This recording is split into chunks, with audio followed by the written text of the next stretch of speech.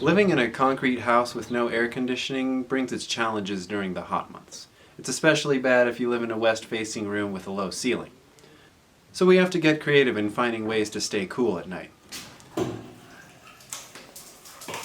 Now you'd think the problem would be fairly simple. You just leave the window open and maybe leave the fan running. But that wasn't doing the trick. There were nights that I lay awake for hours of overheated anguish. I was so tired, but I couldn't fall asleep.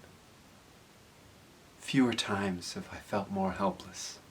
On one such sleepless night, I measured the room temperature with my extremely accurate thermometer, and it was 28 degrees Celsius in the room. For the unenlightened among you, that's about 82 degrees Fahrenheit. Then one night, I had an epiphany. It's not the air in the room that we need to be worried about. It's the objects. They just absorb a bunch of heat during the day and just radiate it off during the night.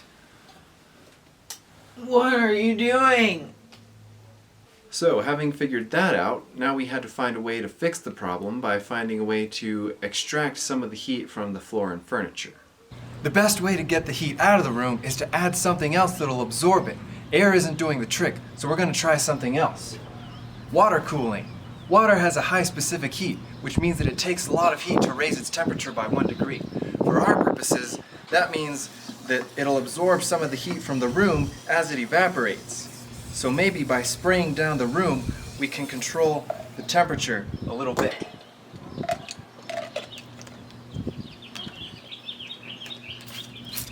Caleb would just spray down the whole room before we go to bed.